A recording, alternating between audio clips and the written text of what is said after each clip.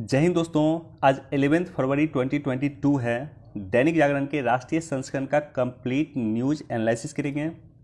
जिन लोगों ने हमारे टेलीग्राम को नहीं ज्वाइन किया है जाकर के ज्वाइन कर लीजिएगा। दैनिक जागरण के राष्ट्रीय संस्करण का पीडीएफ जो इम्पॉर्टेंट न्यूज़ होता है उसको इस तरह से टिक करके मैं प्रोवाइड करता हूँ। तो आप सभी लोग इम्पॉर्टेंट न्यूज़ पीडीएफ से ज़रूर पढ़ लें और पीडीएफ पढ़ने के लिए हमारे टेलीग्राम चैनल को आपको ज्वाइन करना होगा। विजडम एजुकेशन के नाम से हमारा टेलीग्राम चैनल है, आप लोग ज्वाइन कर सकते हैं। लिंक आपको डिस्क्रिप्शन में मिल जाएगा या आप टेलीग्राम पे जाएंगे, विजडम एजुकेशन सर्च करेंगे, हमारा चैनल आपको मिल जाएगा। चलिए डिस्कशन स्टार्ट करते हैं, लेकिन उससे पहले एक क्वेश्चन मैं पुटअप कर रहा हूँ और ये क्वेश्चन देने का रीज़न भी है कि मॉनेटरी पॉलिसी कमेटी ने अपनी रिकमेंडेशन दिया और मॉनेटरी पॉलिसी कमेटी ने अपनी रिकमेंडेशन को लेकर के मुझे डिटेल में आज आपके साथ एमपीसी के बारे में डिस्कस करना है, यानी मॉनेटरी पॉलिसी कमेटी के बारे में डिस्कस करना। ये क्वेश्चन यूपीएससी 2019 में पूछा गया था, तो ये क्वेश्चन मैं पुटअप कर रहा हूँ। क्वेश्चन इंग्लिश में है लेकिन कोई इशू नहीं है। 3 स्टेटमेंट है, आपको पता करना है या आपको बताना है कि कौन सी सही है। पहला स्टेटमेंट है कि एमपीसी के बारे में पहला स्टेटमेंट है, यानी मॉनेटरी पॉलिसी कमेटी के बारे में जो पहला स्टेटमेंट है कि it decides the RBI benchmark interest rate. दूसरा स्टेटमेंट है कि it is 12 member body including governor of RBI and reconstituted every year. और तीसरा स्टेटमेंट है it functions under the chairmanship of union finance minister. तो पहला है कि जो एमपीसी होता है आरबीआई बेंचमार्क इंटरेस्ट रेट तय करता है। पहला स्टेटमेंट ये हो गया हिंदी में। दूसरा स्टेटमेंट यह हो गया कि यह 12 सदस्यीय समिति है जो इंक्लूडिंग आरबीआई गवर्नर, और इसको प्रत्येक वर्ष इसका निर्माण किया जाता है। और तीसरा है कि ये जो है चेयरमैनशिप यूनियन फाइनेंस मिनिस्ट्री के चेयरमैनशिप के अंदर काम करती है। तो तीनों स्टेटमेंट क्लियर है आपको। अब मैं ऑप्शन पे लेकर चलता हूँ। ऑप्शन ए है कि केवल पहला स्टेटमेंट सही है। ऑप्शन बी है पहला और दूसरा दोनों स्टेटमेंट सही है। ऑप्शन सी है कि तीसरा स्टेटमेंट सही है और ऑप्शन डी है कि दूसरा और तीसरा स्टेटमेंट सही है। तो इसका आंसर क्या होगा आप सभी लोग अटेम्प्ट कीजिएगा। वीडियो के आखिर में इस पर डिस्कस कर दूंगा।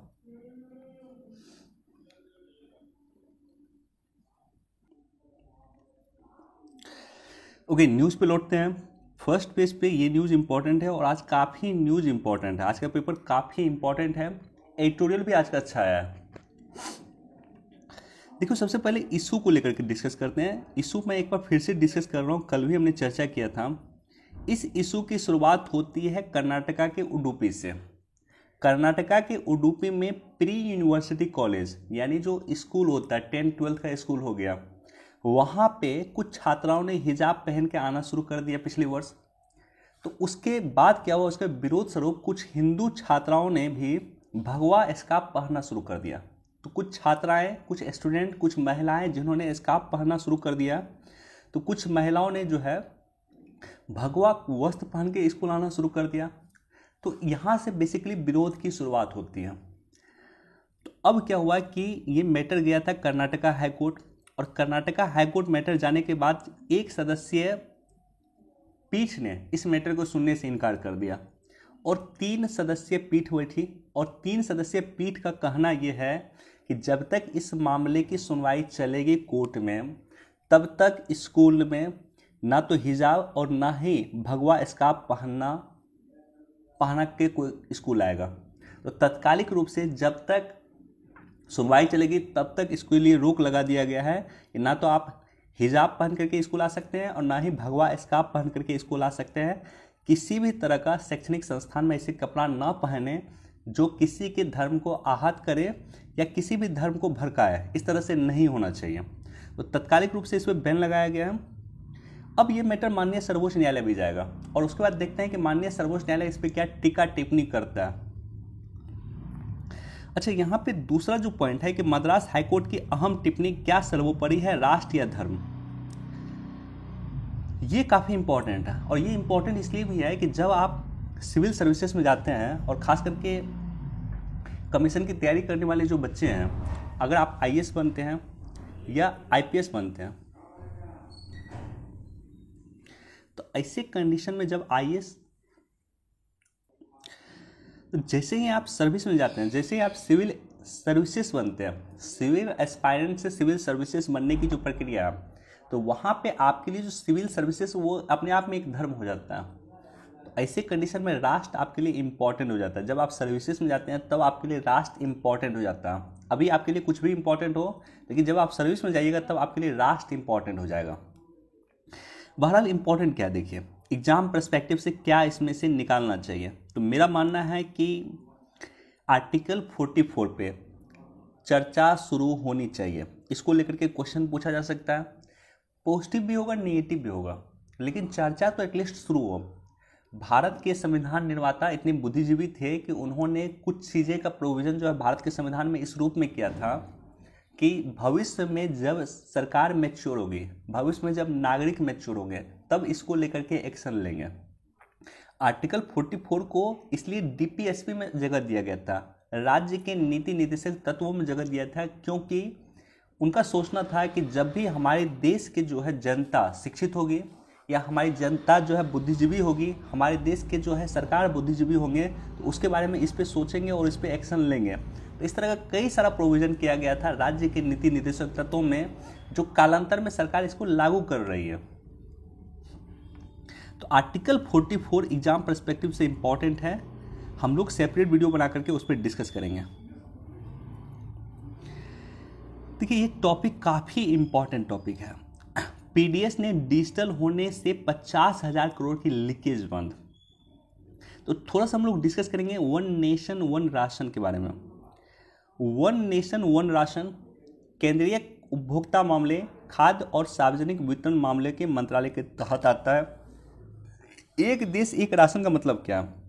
एक देश एक राशन का सिंपल मतलब ये है कि आपके जो राशन कार्ड है वो मान लेते हैं कि आप बिहार के पर्टिकुलरली किसी जगह से बिलोंग करते हैं और आप रहते हैं दिल्ली में, तो आप उसी राशन कार्ड से दिल्ली के दुकान पर जाकर के राशन ले सकते हैं। आप कर्नाटका में रहते हैं, कर्नाटका में जाकर के राशन ले सकते हैं। आप कहीं भी देश के किसी भी कोना में रहते हैं, वहाँ पे जाकर के राशन ले सकते हैं। इसी को कहा गया one nation one ration. Corona महामारी के समय में सबसे अधिक इसकी आवश्यकता महसूस की गई थी। आप सोच के देखिए कि बिहार के हजारों लाखों मजदूर जो कर्नाटका में थे, महाराष्ट्र में थे, दिल्ली में थे, अगर उसको वहीं राशन मिल जाता तो वो लोग घर लौटते नहीं। इस तरह से जो क्योस हुआ था वो क्योस उत्पन्न नहीं होता। हमने वो दर्दनाक तस्वीर भी देखी है कि हजारों मजदूर पैदल चल के घर पे आ रहे हैं। क्यों? क्योंकि उसे खाने को नहीं मिल रहा। तो इसलिए वन राशन, वन राष्ट्र one ration, one nation one ration card की आवश्यकता थी और उसी समय में इसे लागू किया गया था 2020 में। इसके तहत प्रति माह 5 किलोग्राम खाद्यान्न दिया जाता है, जिसमें 3 रुपये किलो आपको गेहूं, 3 रुपये किलो चावल, 2 रुपये किलो आटा और 1 रुपये किलो जो है मोटा अनाज आपको मिलता है। टोटल 5 किलो खाद्यान्न प्रत्येक महीने आपको दिया जाता है। 77 करोड़, लगभग 80 करोड़ लोग जो है इससे जुड़े हुए हैं। अब देखिए one ration, one nation one ration का पॉजिटिव पॉइंट क्या है? पहला पॉजिटिव ये है कि इस योजना के माध्यम से देश के सभी नागरिकों को एक कार्ड से पूरे देश में कहीं भी राशन उपलब्ध हो जाएगा या हो रहा है। राष्ट्रीय खाद्य सुरक्षा अधिनियम 2013 के तहत सभी लोगों को अनाज की उपलब्धता सुनिश्चित हो सकेगी। यानी राष्ट्रीय खाद्य सुरक्षा अधिनियम 2013 को लागू करने में एक देश एक राशन कार्ड योजना बहुत ही आवश्यक है। इस योजना से गरीब मजदूर और ऐसे लोग लाभान्वित होंगे जो जीविका, रोजगार या अन्य किसी कारण से दूसरे राष्ट्र में जाकर के या दूसरे राज्य में जाकर के रहते हैं। बिहार के कई सारे मजदूर कई जगह रहते हैं, तो उनको निश्चित तौर पे इससे लाभ होगा। पीडीएस को डिजिटल करने से 19 करोड़ लोगों को इससे बाहर कर दिया गया। आप सोच कर देखिए, लगभग 80 करोड़ लोग इससे जुड़ा हुआ था और लगभग 20 लाख लोग जो है अपात्र घोषित कर दिया गया, यानी गड़बड़ी से ये लोग जो है राशन ले रहे थे। तो डिजिटलाइजेशन का कितना लाभ हो सकता है, इसको आप इस रूप में सोचिए कि 80 करोड़ लोग जिसको पीडीएस का लाभ पहले मिल रहा था, उसमें पता चला कि 20 करोड़ लोग जो है गड़बड़ी से इसमें घुसा था, पैसा देकर के राशन कार्ड बनवाया था, वो पात्र नहीं था, बावजूद इसके उसको राशन कार्ड दिया गया, या कहीं ना कहीं 2 राशन कार्ड बनाया होगा, इस तरह की चीज़ें होगी। तो इस तरह से 20 करोड़ लोग को इससे बाहर कर दिया गया है, अपात्र घोषित कर दिया गया है। और इससे जो खाद्य सब्सिडी पे सरकार प्रत्येक वर्ष 2 लाख करोड़ रुपए खर्च करती थी, अब 50,000 करोड़ रुपए का सेविंग हो पाएगा। यानी जब भी आपको डिजिटल भारत योजना के बारे में लिखना हो या टेक्नोलॉजी के किसी पॉजिटिव पॉइंट के बारे में लिखना हो, इसको जरूर आप लोग कोट कीजिए कि पीडीएस सिस्टम को डिजिटल करने से सरकार को 50,000 करोड़ रुपए का प्रॉफिट प्रति वर्ष हो रहा है, या सरकार को बचत हो रहा है 50,000 करोड़ रुपए का प्रति वर्ष। अब देखिए इसमें चुनौतियां क्या हैं। चुनौतियां यह है कि पीडीएस को लागू करने का हर राज्य का अपना अपना सिस्टम है। तो ऐसे कंडीशन में कुछ राज्य इसका विरोध करते हैं और उसका कहना है कि ये संघवाद के मानकों के खिलाफ है, यानी केंद्र सरकार हम पे ये चीजें थोप रही है। दूसरा ये कि राशन की दुकानों पे अधिक भीड़ के कारण स्टॉक खत्म हो रहा है, तो लाभार्थियों को इससे परेशानी हो सकती है। तीसरा है कि इंटरनेट कनेक्टिविटी स्लो है। आज भी कई जगह आप जाएंगे गांव वगैरह में जहां पे राशन का दुकान है, लेकिन वहां पे इंटरनेट कनेक्टिविटी काफी स्लो है। कई सारे लोगों के पास आज भी आधार कार्ड नहीं बना हुआ, तो उन लोगों के लिए बेसिकली कहीं ना कहीं परेशानी है। ये चुनौती अभी भी एक देश एक राशन कार्ड योजना में है, लेकिन जब इसके पॉजिटिव एस्पेक्ट को देखेंगे तो इसका पॉजिटिव एस्पेक्ट काफी ज्यादा है।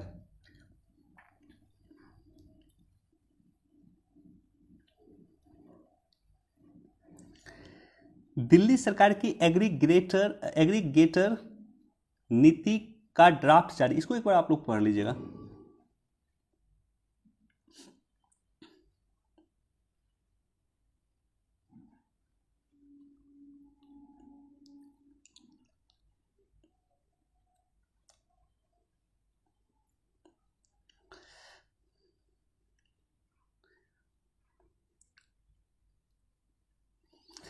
देखिए इसको भी एक बार आप लोग देख सकते हैं। पाकिस्तान जो है इस तरह की टिप्पणी भारत पे कर रहा था कि भारत में जो इस तरह का इशू चल रहा है, एक तो ये कर्नाटका का इशू है, पूरे देश का इशू नहीं है, लेकिन पाकिस्तान इस तरह से इसको हाइप कर रहा है कि पूरे भारत में जो है हिजाब को लेकर के चर्चा हो रही है या हर जगह इसका विरोध हो रहा है। ऐसा नहीं है। कर्नाटका का इशू है, एक रीजनल इशू है, लेकिन पाकिस्तान उसको पूरे इंडिया का इशू दे करके या उसको शो कर रहा है विश्व के लेवल पे। और मोस्ट प्रोबेबली मुझे लगता है कि यूनाइटेड नेशन में भी पाकिस्तान इस तरह के क्वेश्चन रेज करेगा। तो भारत ने भी कहा है कि पाकिस्तान को अपने गिरवान में झांक के देखने की जरूरत है। पाकिस्तान में किस तरह से मानवता का हनन होता है ये हम लोगों ने देखा है स्पष्ट तौर पे।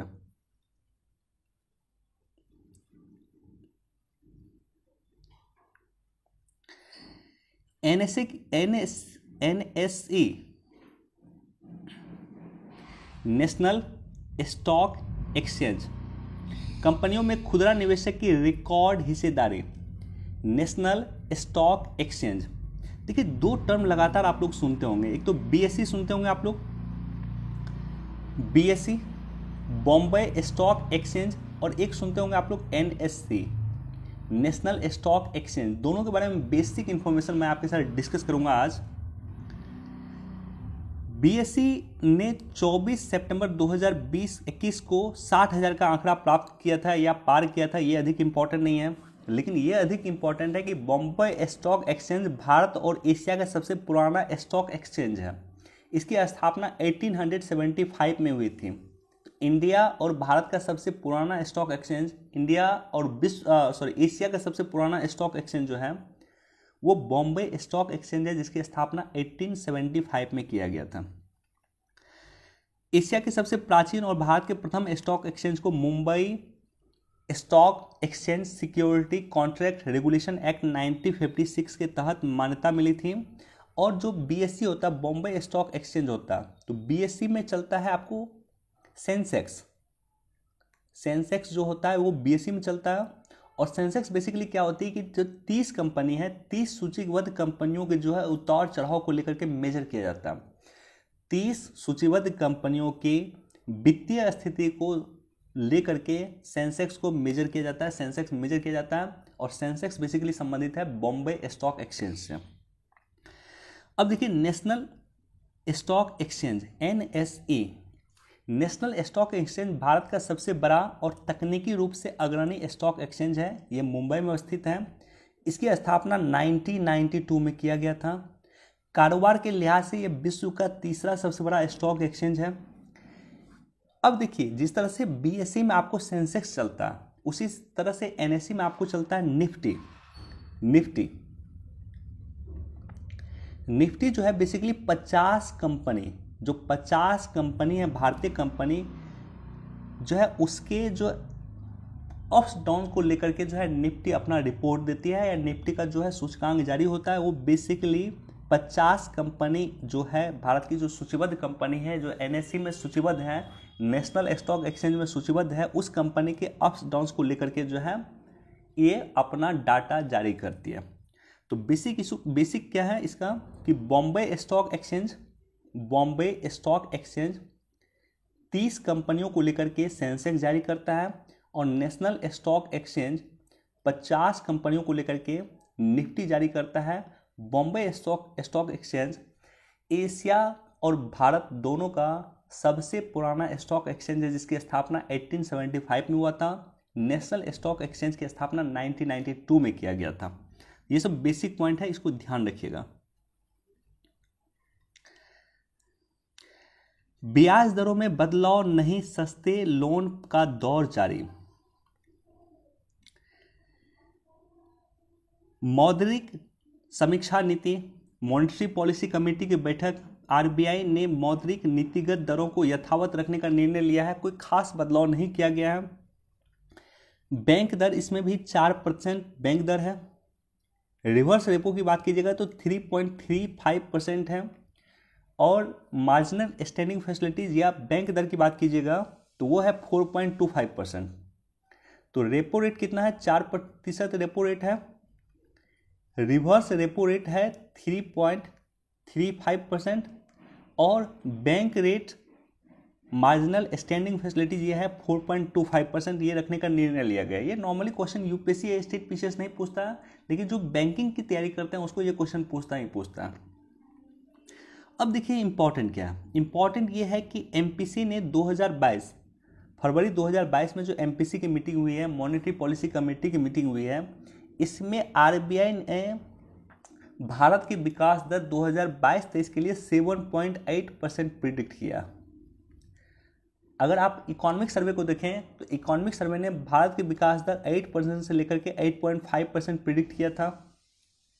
तो इकोनॉमिक सर्वे 8 से 8.5% कहा है कि भारत का विकास दर 2022-23 का होगा, और आरबीआई का कहना है कि 7.8% होगा।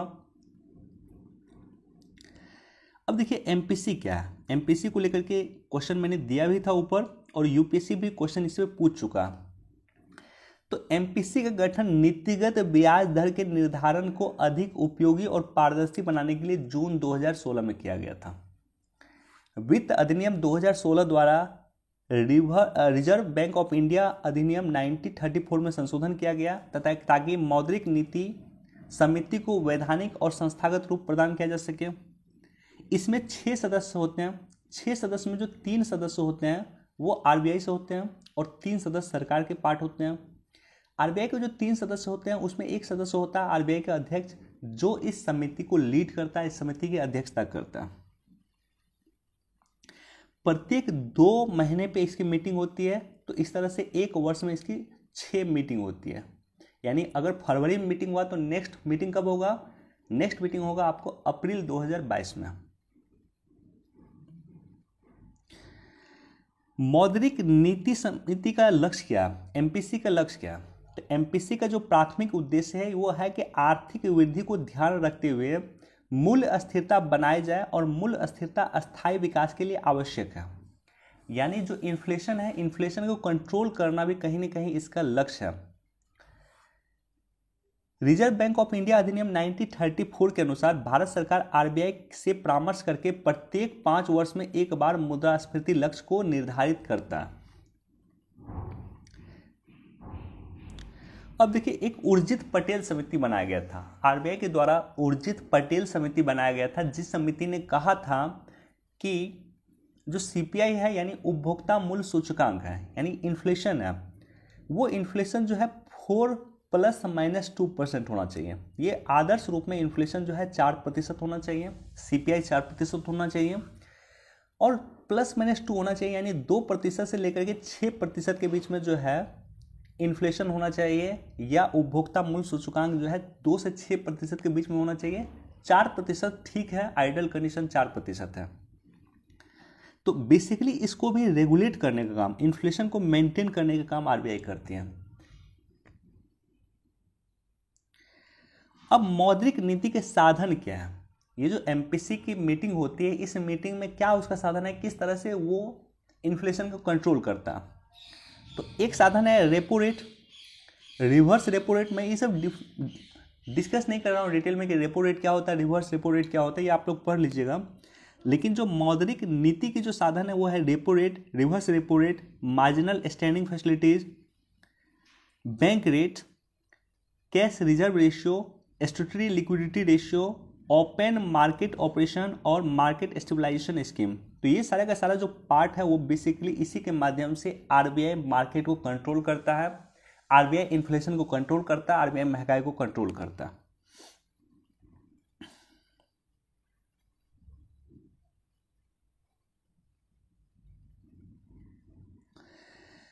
मुसीबत बने दागी उम्मीदवार। देखिए इस टॉपिक पे हमने कई बार डिस्कस किया है और कुछ विशेष पॉइंट नहीं है, लेकिन मैं थोड़ा सा डिस्कस करना चाहता हूँ।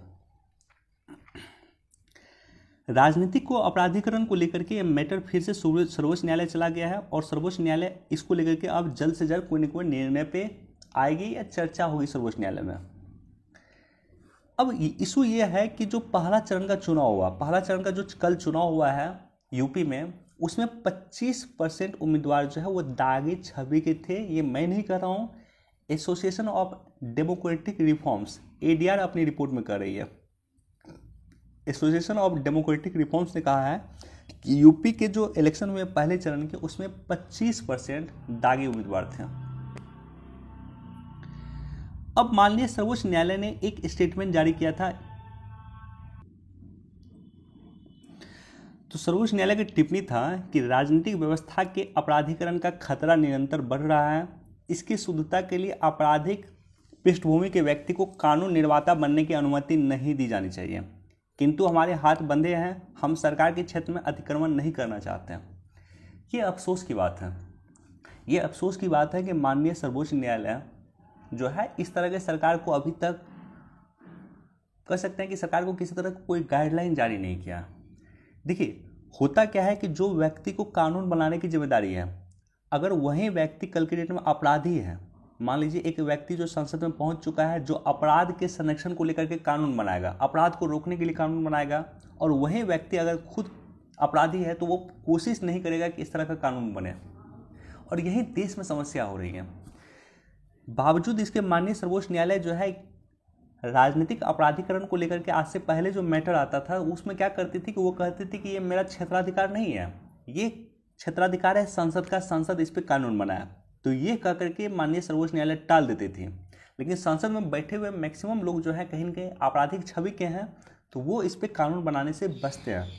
तो अब एक बार फिर से मैटर गया है सर्वोच्च न्यायालय, हो सकता है सर्वोच्च न्यायालय इस बार कोई गाइडलाइन जारी करे। 1993 में बोहरा समिति ने रिपोर्ट दिया था, और मजे की बात है कि बोहरा समिति की रिपोर्ट को आज तक सार्वजनिक नहीं किया गया। बोहरा समिति ने रिपोर्ट में कहा था कि जो क्रिमिनल है, जो राजनेता है और जो ब्यूरोक्रेट है, तीनों का 60-60 है। नेता, मंत्री और अफसर तीनों मिले हुए हैं, ये कहा था बोहरा समिति ने 1993 में कहा था, और उनकी रिपोर्ट को आज तक सार्वजनिक नहीं किया गया। तो बोहरा समिति हो गया। संविधान समीक्षा समिति 2002 में इन समिति ने भारतीय राजनीति में गंभीर आपराधिक पृष्ठभूमि वाले व्यक्ति की संख्या बढ़ रही, इसकी पुष्टि किया था। लोकसभा की मैं बात करूं, 2004 में आपराधिक सांसदों की संख्या, आपराधिक पृष्ठभूमि वाले सांसदों की संख्या जो लोकसभा में चुन के आए थे वो था 128, 2009 में 162 था, 2014 में 189 था, और 2019 में 233 हो गया। ये जो रिपोर्ट है ये एडीआर की रिपोर्ट है, एसोसिएशन ऑफ डेमोक्रेटिक रिफॉर्म्स की रिपोर्ट है। इस रिपोर्ट को आप कहीं भी कोट कर सकते हैं, एडीआर की रिपोर्ट को आप कहीं भी कोट कर सकते हैं। इसने कहा है कि 2009 में गंभीर आपराधिक मामलों के सांसदों की संख्या 76 थी, जो 2019 में बढ़कर के 159 हो गया। एक तो अपराधी हो गया और एक गंभीर अपराध हो गया। गंभीर अपराध मतलब हो गया हत्या का आप पे आरोप है, बलात्कार का आप पे आरोप है, अपहरण का आप पे आरोप है, तो ये सब गंभीर अपराध की श्रेणी में आता है। अगर देश में टोटल अगर आप देखेंगे सांसदों और विधायकों के खिलाफ अभी लगभग 5,000 मामले लंबित हैं। सांसद और विधायक मिलाकर के मैं बात कर रहा हूँ 4,984 एग्जैक्टली है, लेकिन 5,000 इसको आप लोग लगभग लिख सकते हैं। अब देश में राजनीतिक अपराधीकरण का क्या कारण है? अपराधीकरण का कारण यह है कि राजनीति में अपराधीकरण क्यों हो रहा है, उसका रीजन है कि अपराधियों के पास पैसा और बाहुबल दोनों से कहीं न कहीं राजनीतिक दलों को वो लोग वोट दिलाने का काम करता है। इसलिए राजनीतिक दल को क्या चाहिए, उसको जीतना है चुनाव, बाय हुक एंड क्रूक उसे चुनाव जीतना है। इसलिए उसे क्या होता है कि आपराधिक छवि वाले व्यक्ति का या अपराधी व्यक्ति का जो है पैसा भी चाहिए और बाहुबल भी चाहिए ताकि उसे वोट मिल सके।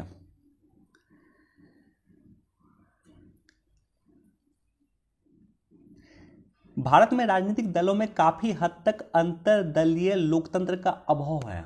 मान लीजिए कोई लोकसभा सीट है, उस लोकसभा सीट से किसी अमुक राजनीतिक दल ने किसी उम्मीदवार को खड़ा किया, तो तरीका ये होता है कि उस लोकसभा क्षेत्र आप जाइए, उस लोकसभा क्षेत्र का उस पार्टी का जितना भी कार्यकर्ता है उससे पूछिए कि किस उम्मीदवार को हम लोग दें। लेकिन ऐसा राजनीतिक पार्टी नहीं करता। वो क्या करता है कि खुद से चूज करके, या राजनीतिक पार्टी के जो हेड होते हैं, अध्यक्ष होते हैं किसी पार्टी के, वो खुद से चूज करके किसी आपराधिक व्यक्ति को उस लोकसभा क्षेत्र के लिए सुनिश्चित कर देता है कि आप यहां से चुनाव लड़ेंगे। भारतीय आपराधिक न्याय प्रणाली में अंतर्निहित देरी ने राजनीति में अपराधीकरण को प्रोत्साहित किया। निश्चित तौर पर न्यायपालिका इसके लिए जिम्मेदार है।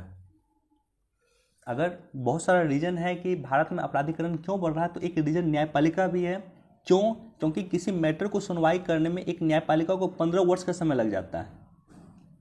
क्या हमारे देश की न्यायिक व्यवस्था पे प्रश्न चिन्ह नहीं लगाता? बिल्कुल प्रश्न चिन्ह लगाता है। Justice delay is justice denied. Late से न्याय मिलना, विलंब से न्याय मिलना न्याय नहीं मिलने के बराबर है। Justice delay is justice denied. इसलिए मैं बात करता हूं हमेशा कि जुडिशियल रिफॉर्म्स की चर्चा देश में लगातार हो रही है, और जुडिशियल रिफॉर्म्स होना चाहिए, न्यायिक सुधार होना चाहिए।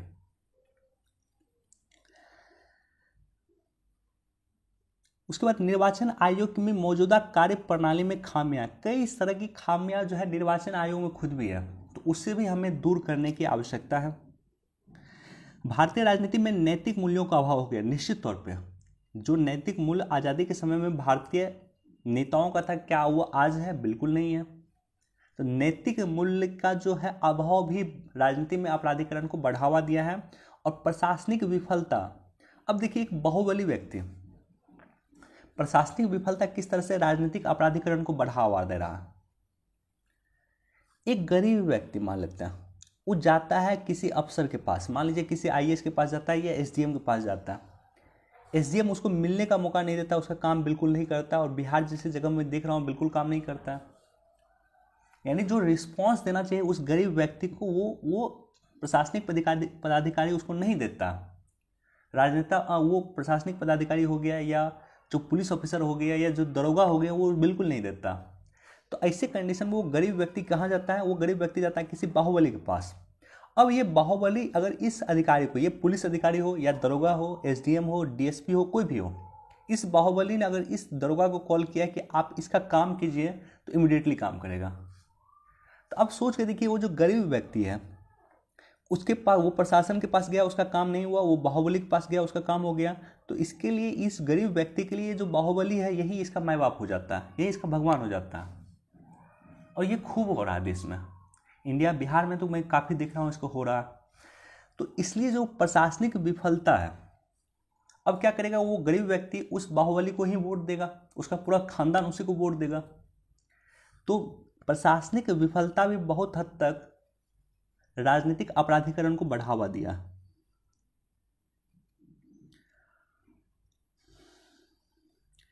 अर्थव्यवस्था की गति देता रेलवे, देखिए ये इंपॉर्टेंट टॉपिक, और काफी दिन के बाद मुझे इस तरह का टॉपिक को डिस्कस करने का मौका मिल रहा।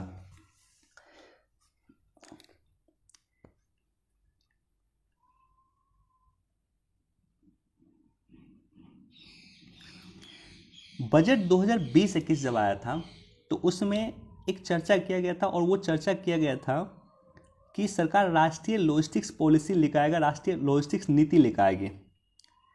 अब देखिए, देश में राष्ट्रीय लॉजिस्टिक्स नीति की चर्चा क्यों हो रही है, क्यों आवश्यकता इसलिए है कि जो सामान हम परचेज करते हैं, जैसे मान लीजिए 100 रुपये का कोई सामान परचेज करते हैं, तो उसमें लॉजिस्टिक्स खर्च भारत में लगभग 13 से 15 रुपये लग जाता है। अब यही सामान मान लीजिए यूएसए में कोई व्यक्ति परचेज करेगा तो उसका लॉजिस्टिक्स खर्चा 5 से 6 रुपया होता है। यानी भारत में कोई वस्तु आप परचेज करते हैं 100 रुपये का, तो उसमें 13 से 15 रुपये का भुगतान आप लॉजिस्टिक्स खर्च के रूप में करते हैं। यानी लॉजिस्टिक्स मतलब हो गया कि सामान ले जाने आने का, माल को इधर से उधर करने का, ये लॉजिस्टिक्स खर्चा हो गया। लॉजिस्टिक्स मतलब हो गया परिवहन खर्चा आपका हो गया। तो जो 100 रुपये का सामान आप परचेज करते हैं उसमें 13 से 15 रुपया आप जो है परिवहन खर्चा देते हैं, लॉजिस्टिक्स खर्चा देते हैं। अमेरिका में वही चीज़ 5 से 6 रुपये लगता है। तो इसलिए लॉजिस्टिक्स नीति की आवश्यकता देश में थी कि लॉजिस्टिक्स की जो पॉलिसी है हमारी, हम जो 13 से 15 रुपये लगता है हमको लॉजिस्टिक्स में, उसको घटा करके 5% करना। जो 13 से 15 रुपये लगता है या 13 से 15% लगता है उसको घटा करके 5% करना। अगर ऐसा होता तो देश में 2025 से 30 तक जीडीपी में मैन्युफैक्चरिंग सेक्टर की भागीदारी 25 से 30% हो जाएगी। हमें देश में मैन्युफैक्चरिंग सेक्टर में आगे बढ़ना है। आज़ादी के बाद अगर आप देखेंगे तो मैन्युफैक्चरिंग सेक्टर उतना ग्रोथ नहीं किया जितना करना चाहिए। इसलिए सरकार 2015 में मेक इन इंडिया कार्यक्रम लाया, और मेक इन इंडिया कार्यक्रम को हमें सफल बनाना है तो निश्चित तौर पे हमें लॉजिस्टिक्स पे काम करने की आवश्यकता है। बिना लॉजिस्टिक्स पे आप काम किए हुए मेक इन इंडिया को सफल नहीं बना सकते हैं, आत्मनिर्भर भारत को आप सफल नहीं बना सकते हैं। भारत में लॉजिस्टिक्स क्षेत्र 22 मिलियन से अधिक लोगों को रोजगार प्रदान करता है। अतः इस क्षेत्र में सुधार करने से अप्रत्यक्ष लॉजिस्टिक लागत में 10% की कमी आएगी, जिससे निर्यात में, अगर ऐसा होता है तो निर्यात में क्या होगा, 5 से 8% की वृद्धि होगी।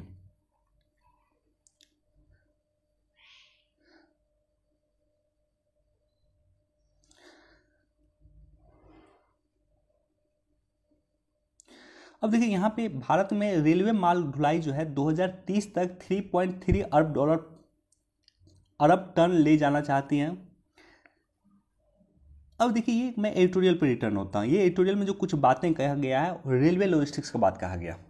एक तो लॉजिस्टिक्स है, आपको 13 से 15% पहुँच सामान का कॉस्ट लगता है, या लॉजिस्टिक्स चार्ज 13 से 15% है भारत में, इसको 5% करना। इसके लिए जो सबसे अधिक इम्पॉर्टेंट है, दो चीज़ें हैं। एक तो है कि लॉजिस्टिक्स, आप रेलवे लॉजिस्टिक्स को बढ़ावा दीजिए, और दूसरा है आपकी वाटर लॉजिस्टिक्स को बढ़ावा दीजिए। रेलवे लॉजिस्टिक्स को बढ़ावा देने के लिए आप डेडिकेटेड फ्रेट कॉरिडोर की स्थापना देश में किया गया। मैं दिखाऊंगा डेडिकेटेड फ्रेट कॉरिडोर आपको कुछ देर में। और दूसरा है कि वाटर लॉजिस्टिक्स को बढ़ावा देने के लिए जो है नेशनल वाटरवेज का प्लान किया गया। देखिए, अभी तक लॉजिस्टिक्स किससे होता है? अभी तक जो देश में लॉजिस्टिक्स होता है वो ट्रक से होता है, और 1 किलोमीटर लंबी रेलगाड़ी या मालगाड़ी से जितना लॉजिस्टिक्स का वहन किया जा सकता है, जितनी माल की ढुलाई हो सकती है, 72 ट्रक के सामान से उतना ढुलाई होता है। यानी अगर हम रेलवे लॉजिस्टिक्स को स्ट्रॉन्ग करेंगे तो उससे क्या होगा? उससे ये होगा कि जो 72 ट्रक है जो पॉल्यूशन क्रिएट करता है, उस पॉल्यूशन को कंट्रोल हम कर सकते हैं, पहली बात। दूसरी बात क्या है कि आसानी से एक जगह से दूसरी जगह हम जा सकते हैं। तीसरी बात कि देश में जो जाम होता है वो जाम कम लगना शुरू हो जाएगा। तो इसलिए रेलवे लॉजिस्टिक्स को प्रोत्साहन देने की अधिक आवश्यकता है। माल ढुलाई की मौजूदा हिस्सेदारी रेलवे लॉजिस्टिक्स का 28% है। अभी भी हमारे देश में सबसे अधिक लॉजिस्टिक्स का जो होता है, यानी एक जगह से दूसरी जगह जो माल जाता है वो सबसे अधिक ट्रक के माध्यम से जाता है। रेलवे की हिस्सेदारी अभी भी 28% है, जिसको बढ़ा करके 44% करने का टारगेट लिया गया था नेशनल रेल प्लान के अनुसार। नेशनल रेल प्लान के अनुसार 2026 में 33% रेलवे लॉजिस्टिक्स को करना था, 31 में 39%, 2041 में 43% और 2051 में 44%। यानी हमारा जो टारगेट है 44% रेलवे लॉजिस्टिक्स करना, वो टारगेट है 2051 का। यानी हम जितना लॉजिस्टिक्स करेंगे, मान लीजिए हम 100 टन का लॉजिस्टिक्स करेंगे, 100 टन का माल को हमको ले जाना है पर्टिकुलर गंतव्य स्थान पे, तो उसमें 44 टन जो माल होगा, यानी 44% माल जो होगा वो रेलवे के माध्यम से जाएगा। 2051 तक का हमारा टारगेट है नेशनल रेल प्लान के अनुसार। अब देखिए इसको लेकर के देश में काफ़ी काम हुआ है। जैसे पहले मालगाड़ी की औसत चाल 22 किलोमीटर थी, अब 50 किलोमीटर हो गई है। डेडिकेटेड फ्रेट कॉरिडोर का भी निर्माण हुआ।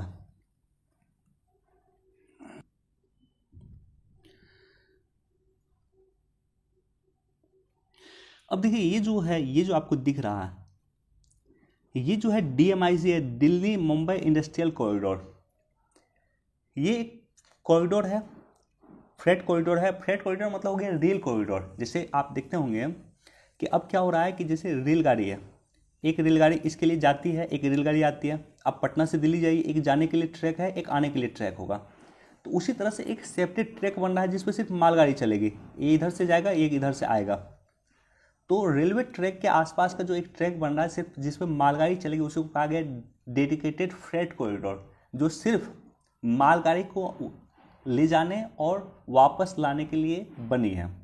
तो इसी तरह का देश में दो कॉरिडोर तो काफ़ी चर्चा में है। एक तो DMIC है, दिल्ली मुंबई इंडस्ट्रियल कॉरिडोर, और दूसरा कॉरिडोर बना है लुधियाना से लेकर के कलकत्ता तक, जो हल्दिया पोर्ट को कनेक्ट करेंगे।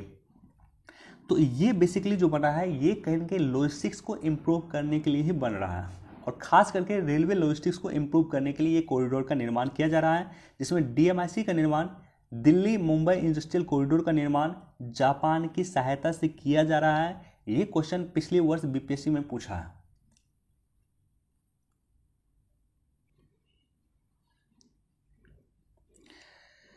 महामारी के दौर में बेरोजगारी की मार। अंतर्राष्ट्रीय श्रम संगठन के अनुसार कहा है कि 2008 की जो वैश्विक मंदी थी, विश्व उससे उबरा भी नहीं था।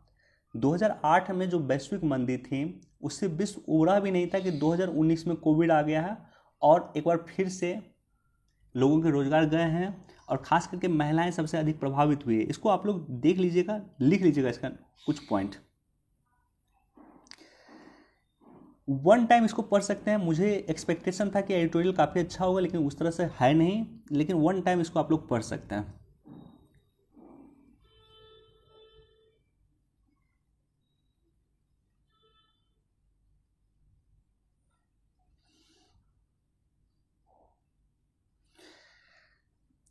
इंटरनेशनल न्यूज़ कोई इंपॉर्टेंट आज हमारे पास नहीं है।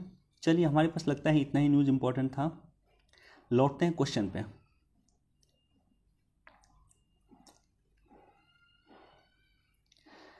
अब देखिए statement number 2, it is a 12 member body including the governor of RBI। क्या यह 12 सदस्यीय समिति है? हमने अभी आपके साथ डिस्कस किया था कि MPC जो है वो 6 सदस्यीय समिति होता है, जिसमें 3 सदस्य RBI के होते हैं और 3 सदस्य जो होते हैं वो सरकार के होते हैं। RBI के 3 सदस्य में जो एक सदस्य होता है RBI गवर्नर, जो इसका अध्यक्षता करता है। तो दूसरा स्टेटमेंट गलत हो गया, और तीसरा स्टेटमेंट भी गलत है कि it functions under the chairmanship of union finance minister. नहीं, गलत है। It functions under the chairmanship of RBI governor. तीसरा स्टेटमेंट और दूसरा दोनों गलत है। तो अब आप इसको एलिमिनेट कीजिए। देखिए, B होगा नहीं, C होगा नहीं, D होगा नहीं, इसका आंसर A निकल जाएगा। पहला स्टेटमेंट बिल्कुल सही है। तो इसका सही आंसर है ऑप्शन A कि RBI बेंचमार्क इंटरेस्ट रेट तय करता है, RBI रेपो रेट तय करता है, रिवर्स रेपो रेट तय करता है, बैंक रेट तय करता है, मार्जिनल स्टैंडिंग फैसिलिटीज तय करता है। ये सारा का सारा काम RBI तय करता है। चलिए, वीडियो देखने के लिए आप सभी का धन्यवाद। Thank you so much. Please do like, share and subscribe. Thank you.